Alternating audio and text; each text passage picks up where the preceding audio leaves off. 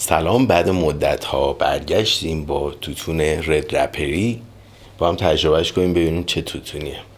این توتون تقریبا میتونم بگم از هفته دومی که من پیپو شروع کردم هر کسی که یه ذره راجع به سلیقه پیپو توتون من اطلاعات داشت یا میشناخت ببین و پیشنهاد میکرد.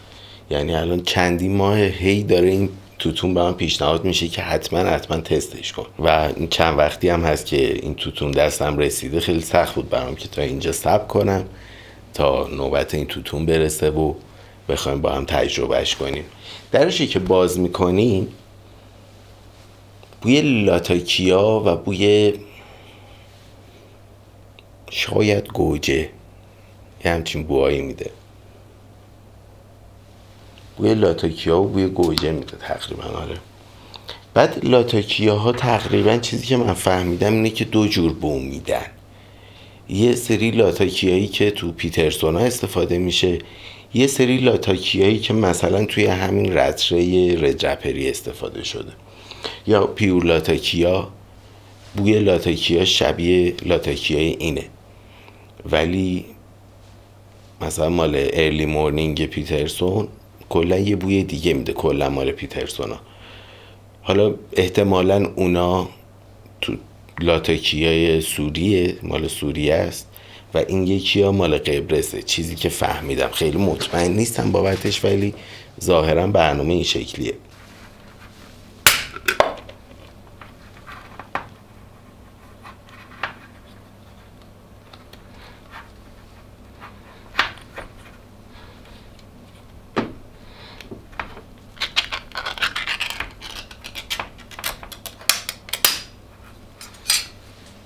یه نکته‌ای که هست همه اول راجع به اسم این توتون، کلا اصلا راجع به اسم توتون ها.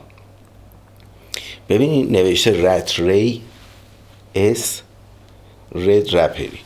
خیلی ها این اس رو جزوی از اسم میخونن، یعنی مثلا به رتری میگن رتریس، با اینکه این اسم مالکیته، یعنی رد رپری رتری. خب واسه همین منظور چیزه، یعنی اگه بخوایم اینو دقیقاً به فارسی ترجمه کنیم همون رد رپری رتری میشه، نه رتریس. واسه همین اینو باید خیلی دقت کنیم. تو اکثر توتون ها این اثر رو میبینیم و خیلی ها به اشتباه این اسم رو جزئی از اسم این برند میدونن، با اینکه این شکلی نیست دیگه. اسمش رو نباید بگیم وقتی داریم رتری خالی و ازش صحبت میکنیم. همینو میریم تو سایت توباکو ریویوز و میبینیم بالا هم دقیقا نوشته رتری و مدل هم رد رپری. اسمشو دیگه اینجا نمیذاره چون معنی نمیده. این جمله ننوشته رد رپری فلان، این بالا اسم اصلی رو میزنه، پایین مدل رو میزنه. اما بریم توضیحاتشو ببینیم. توضیحاتشو از روی گوگل ترنسلیت فکر کنم بخونم خیلی سریع‌تر ترجمه شه. واسه همین اینجا رو دارم از روی گوگل ترنسلیت میخونم، شما اون صفحه رو میبینیم. نوشته نشاط‌آور و گریزان، عجیب و غریب و اغوا کننده، تهیه شده از ویرجینیای قرمز برگزیده با طعم بسیار شرقی که به آن رنگ قرمز میدهد. خیلی رنگش قرمز اونجوری نیست ولی هست یکم، در واقع همون رنگ نارنجی طور، نارنجی خسته تنباکوه دیگه.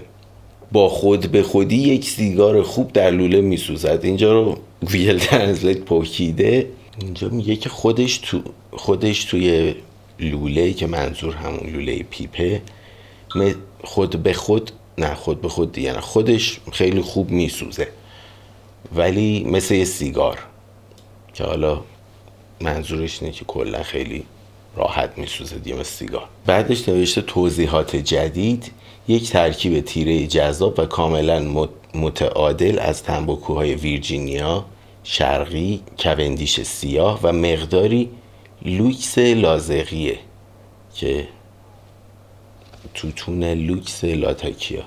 احتمالاً فکر میکنم بوش شبیه بوی لاتاکیای قبرسه.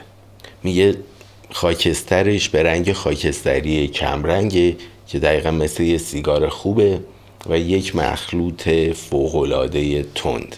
میایم پایین تر، سری بریتیش کالکشن، حالا یه سری توتون هایی که داره تولید میکنه، برند رتری، کارخونه‌ای که اینو بلند کرده و تولید کرده کلها سنکوپه و بلند تایپش شکل اصلا کلن به اینا مثلا نمیتونیم الان بگیم انگلیش، باید بگیم اسکاتیش و اسکاتیشه و حاوی کوندیش سیاه، لاتاکیا، اورینتال ترکیش و ویرجینیاست.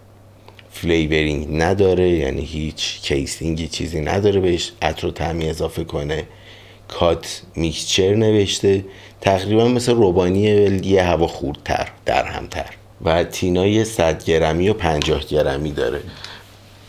یعنی این قوطی 100 گرمیشه و لب به لب پره. 50 گرمیاش از اون قوطی گرد تختا میشه که من هرچی دیدم همه از همین 100 گرمی ها بوده تو ایران، ولی 50 گرمی هم داره. تولید آلمانه و هنوز داره تولید میشه. قدرتش مدیومه، هیچ طعمی چیزی ازش آدم نمیگیرن. روم نوتش قابل تحمله و مزش هم مدیومه. 108 نفر بهش 4 ستاره دادن، 76 نفر 3 ستاره و 18 تا 2 ستاره، 5 نفر هم 1 ستاره. نشون میده که بین 207 ریویویی که داشته از محبوبیت بالایی برخوردار بوده. 3.39 از 4 و این پایین هم که ریویو ها رو نوشتن یه سری. خب بریم اینو بار بزنیم ببینیم چه خبره. خب اینو هم 3 مرحله‌ای مثل همیشه بار زدم. قبل از اینکه بریم برای چارلایت رو شروع کنیم تشکر میکنیم از اسپانسر این ویدیو، فروشگاه جزیره پیپ، که محبت کردن و این توتون رو فرستادن تا با هم تجربه کنیم و آدرس کانالشون، کانال تلگرامشون تو توضیحات زیر ویدیو هستش. میتونین محصولات رو ببینین، ویدیوی جدید منتشر میکنن، خیلی چیز ویدیو ها میذارن. شماره تماسشون هستش، میتونین تماس بگیرین و سفارشتون رو ثبت کنین، بهشون بگین و براتون به کل ایران ارسال میکنن. خود فروشگاه جزیره پیپ درست تبریزه، ولی از سراسر ایران دوستایی که من دارم حداقل دارن خرید میکنن. شما فقط کافیه تو همین تلگرام شمارهشون هستش، باشون تماس بگیرین. قیمتاتون یا سوالی دارین، مسئله‌ای دارین یا لوازم جانبی خاصی میخواین برای پیپ، میتونین ازشون سوال کنین، قیمت بگیرین و خریدتون رو انجام بدین. حتما توصیه میکنم این فروشگاه رو. بریم برای چارلایت. مثلا همین فندک طرح استیدوپونه و خیلی سوال میکنن. این دقیقاً فندکیه که فروشگاه جزیره پیپ موجود داره.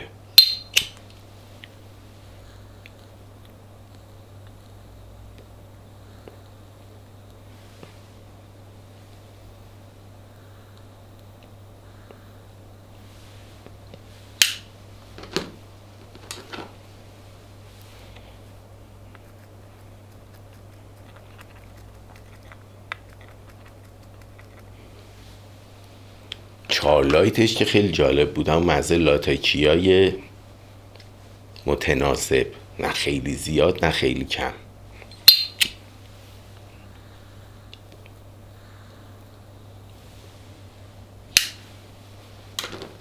خیلی طعم جالبی داره، اصلا شبیه ارلی مورنینگ نیست با اینکه لاتاکیا و ویرجینیا داره، ولی خب یا مثلا نایت کپ یه مزه عطری داره، نه عطر چیزای طبیعی، عطری که آدم به خودشون میزنن.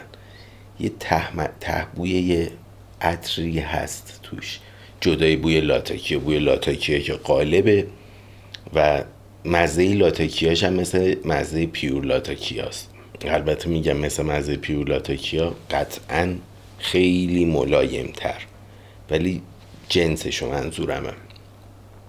دقیقا بوی کباب میده، حالا بوی کباب گوشت و اینا نه این سری توی این توتون، ولی قشنگ بوی دود چیز میده، مثلا شاید گوجه کباب کردن. لاتاکیا دقیقا بخوایم بگیم چه بوییه، اگه لاتاکیا رو تجربه نکردین، شاید بشه گفت خیلی از برنج دودی ها رو وقتی بو میکنین 1% بو شبیه بوی لاتاکیاست. دقیقا بوی دود رو حس میکنین و بوی کهنگی و قدیمی بودن و چیزای قدیمی، این حالتی خلاصه. و کنارش مزه ویرجینیا یکم شیرینیش حس میشه، نسبتا هم خیلی داره خوب میسوزه. ببین این توتون رو خیلی هوادهی نکردم، مثلا من نیم ساعت 40 دقیقه تا هوادهی میکنم بعضی توتون ها رو، ولی این حدوداً شاید 1 ربع هوادهی شده و همچنین خیلی تازه و چیز بود، خیلی خوش نشده بود هنوز و باید خاموش شه، باید زودتر از اینا خاموش شه و میبینید سریع هم شعلش کم میشه، واسه اون خیسی اصلی خوب روشن میمونه.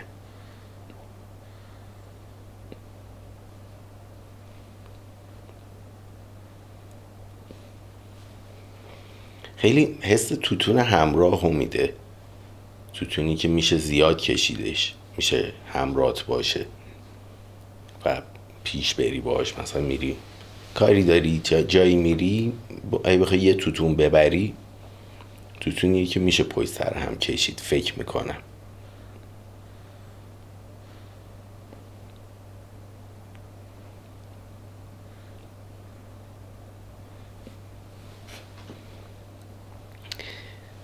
یه داستان براتون تعریف کنم از مسابقه اسلو اسموکینگ، آهسته کشیدن پیپ، که خیلی جالب بود. اولین تجربه‌ام بود و تا حالا تو همچین مسابقه ای نبودم، تنهایی هم نتونسته بودم بشنم تایم بگیرم و اینقدر دقیق چیز باشه.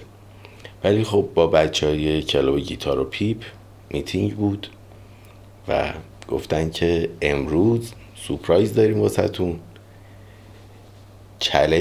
چالش اسلو اسموکینگ، آهسته پیپ کشیدن.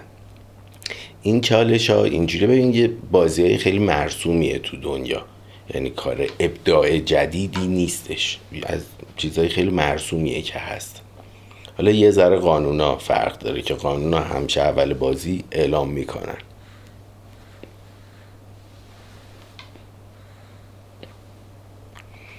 داستان اینجوری بود که به هر نفر 3 گرم توتون پیپ میدن و هم یه نوع توتونه، مثل همه با هم هوادهی شده، همه توی شرایط برابرن. به علاوه این به هر نفر 3 تا چوب کبریت هم میدن که قاعدتا یکیش برای 4 لایت رو روشن کردنه و 2 تاش هم برای ادامه. حالا وقتی شما داری این مسابقه رو شروع کردی، اتفاقایی که میفته که پیپت خاموش میشه، مجبوری دوباره روشنش کنی، کبریتت میره و 2 تا کبریت نداری طی مسابقه، 2 تا کبریت بیشتر طی مسابقه نداری، فارغ از اون اولیه 2 تا داری، یعنی 2 بار میتونه پیپت خاموش شه. وقتی هم خاموش میشه نمیتونی وقت بخری و سریع دوباره روشن کنی. نهایتا تایمی که داری اینه که یه تمپ میکنی و دوباره روشن میکنی. پس کبریت تموم شه و پیپت خاموش شه، حتی اگه توتون داشته باشه از مسابقه حذف میشی. حالا یه وقت هستش کبریتت هم تموم نمیشه، ولی برای اینکه خاموش نشه تون میکشی که خاموش نشه، حرارتش رو بالا نگه میداری. در این صورت توتونت تا تأثری میسوزه و توتون پیپت تموم میشه. اونجاست که باز هم زودتر پیپت تموم شده و از مسابقه حذف میشی. یه چالش دیگه که داره نیکوتین هیته، نیکوتین زدگی. فکر کن پشت سر هم هی داری میکشی و متمرکز هم هستی رو پیپت، نیکوتین زده میشی. به خصوص دیگه نهایتا بعد 40 دقیقه آدم خفه میشه، اصلا نیکوتین زده میشه، که این هم باز باید مدیریت کنیم تا بتونیم نیکوتین زده نشیم یا نیکوتین زدگیمون رو مهار کنیم در واقع. خلاصه بجز این 3 تا چالش اصلی، کبریت و تموم شدن توتون و نیکوتین هیت، یه چالش خیلی بزرگتر واسه من بود که توی جمعی نشستم که همشون تجربه هاشون خیلی بیشتره و اینم خیلی کارو سخت میکرد، باید بیشتر حواسم جمع می بود. خلاصه رفتیم جلو جلو جلو تا اینکه شانس من زد. 2 نفر مونده بودیم آخرش، مثلا 1 ساعت و 20 دقیقه اینطور گذشته بود و شانس من زد. دوستم محسن که داشت با هم 2 تایی پیپامون روشن مونده بود، تمپرش از این تمپرا بود، مثلا این تمپرای گرد بود و من تمپرم چون این تو کیفم جا نمیشد، تمپر من از این چیک تولا بود و اینجوری این بغل چیز میکردم و بود جلوش تمپر چیز، ولی چون با تمپر خودش هم جودش میرفت جلو، آخرش که توتونا میره اون ته دیگه نباید تخت تمپ کنیم، باید بدیمش این بغل، باید اینجوریش کنیم که تا تهش بسوزه و همون یه تمپ اشتباه کرد و توتونش خاموش شد و الکی موفق شدم که برنده شم.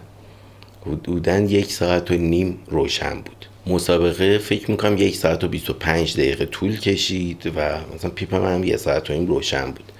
اما کار جالبی کرده، خیلی یاد گرفتم. حالا با خود محسن که آخرش با هم رقابت داشتیم ازش سوال میکردم و ازش راهنمایی میگرفتم، در واقع حیرت انگیز جالب بود و 100% مثلا شانس آوردم که اول شدم. درستش اینه، بدون تعارف الان میگم چرا. ببین هممون 3 گرم توتون رو با فرانک متد و اینا هر جور شده چپونده بودیم تو کاسه.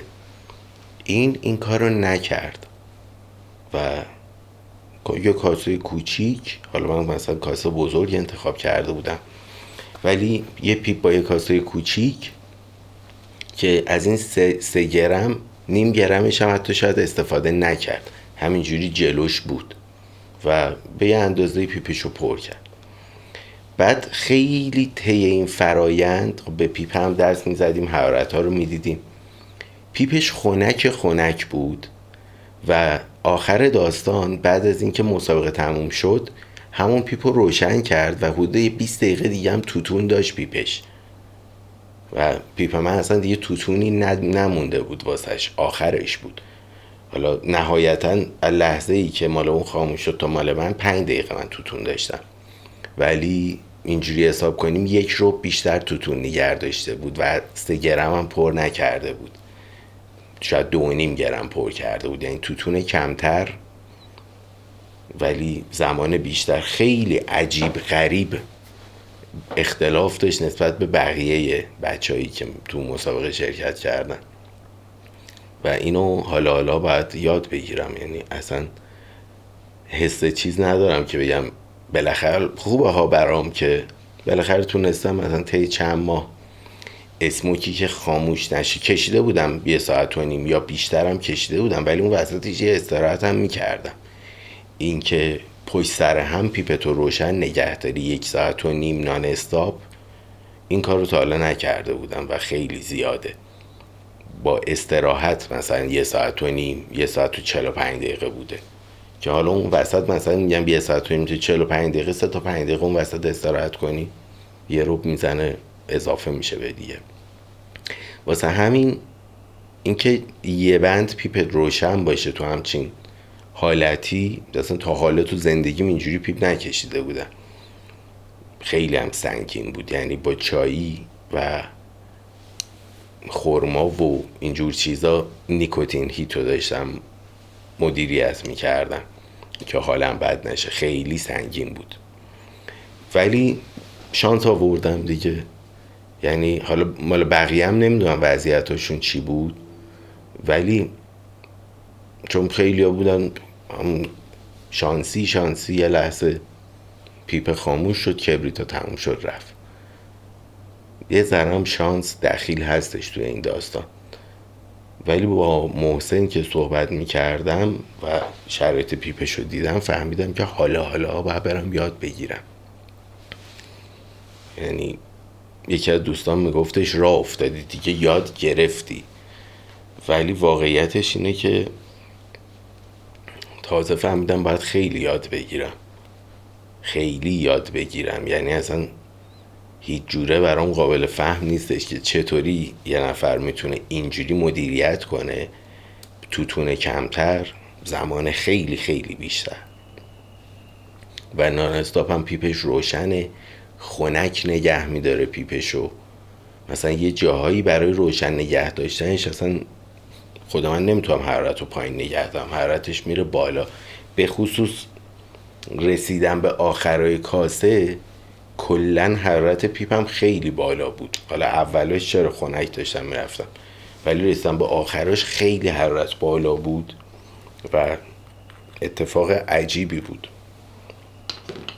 خب اینو تقریبا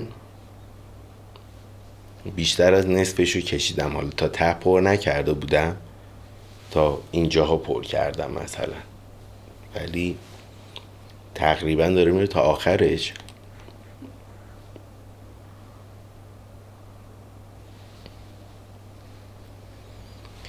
توتون خوشمزه ایه. مزه لاتاکیا و ویرجینیا شو که دقیق تشخیص میدم خیلی با هم یک دست شدن، مثلا انگار تلفیق شدن تو هم دیگه بو و مزهاش. مزه کوندیش و اورینتال ترکیشو اونجوری بلدشون نیستم، مثلا نمیدونم چه مزه ای. مثلا به خصوص کوندیش داستانش اینه که توتونیه که خیلی خوب عطر میگیره به خودش، خیلی بو جذب میکنه و بیشتر برای توتونای آروماتیک استفاده میشه. یعنی من هرچی تجربه کردم مثلا رو آروماتیک ها بوده، واسه همین همیشه بوی همون کیسینگی که داشته، فلیورینگی که داشته، بوی همون ازش میگرفتم، مزه همونو میگرفتم. مثلا خودشو دقیق نمیشناسم هنوز مزهشو. یعنی از 4 نوع توتونی که ترکیب شدن تو هم 2 تاشو برام قابل تشخیصه. یه ذره مثلا مزه گسی خیلی خیلی کم هم میشه توش حس کرد که نمیدونم مال کدوم یکی از توتون هست. ولی اینکه هیچ مزه اضافه‌ای نداره، فلیورینگ نداره، کیسینگ نداره، خیلی جذابش میکنه. هستمش، واقعا هستمش و الان میبینم که واقعا پیشنهاد درست و پیشنهاد خوبی بود که بهم تا الان هی اینو پیشنهاد میکردم. مثلا به همه میگفتم آقا من مثلا با فلان خیلی حال میکنم،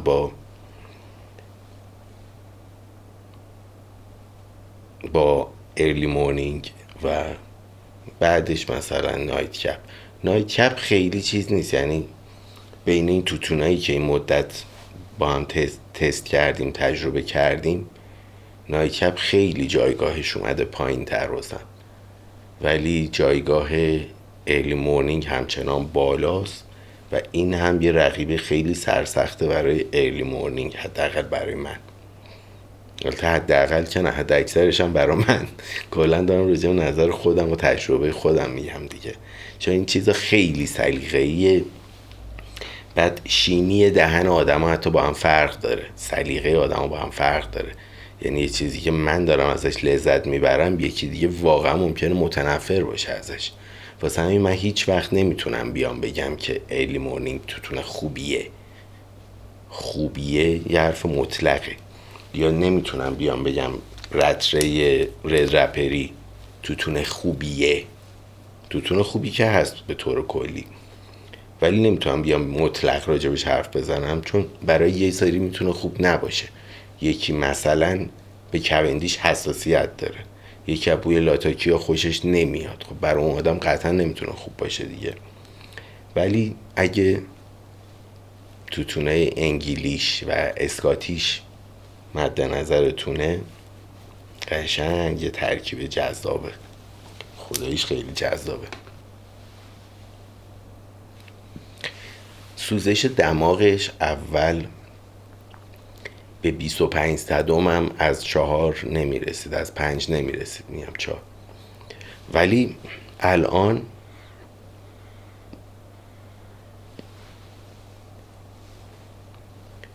تقریبا میتونم بگم 3 سوزش بینیش. حالا همینو داغش کنیم فلان کنیم بیشتر هم میشه، ولی میانگین همون 3 2 بین 2 و 3 بسته به حجم دودی که داریم و پوکمون چه سنگین و سبکه. هرچی میره پایین تر اون یه بوی عطر ادکلونی که آدم با خودشون میزنه مردونه ای توش اضافه میشه.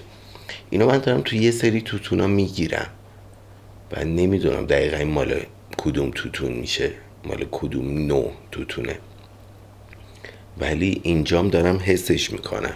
توی ایج بیرلی هم اینو داشتم حس میکردم که اون بیرلیه، اصلا اون بیرلی توی این نیست، ولی یه عطر مشابهیه که میاد و رو توتونای دیگه نیست. مطمئنم که گستی نداره پیپه.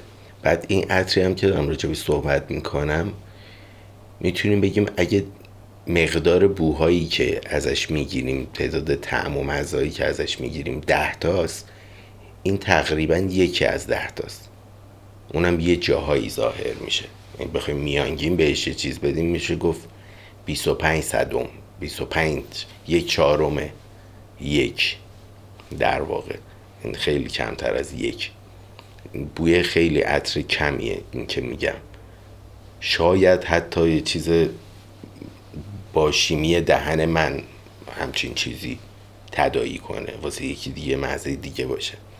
خیلی چیز گمیه، چیز غالبی نیست، نسبتا خوب روشن میمونه حتی آخراش و یه کوچولو تندتر میشه مزه هاش، همونجوری که توتون تموم میشه آخرش مزهش تیزتر میشه.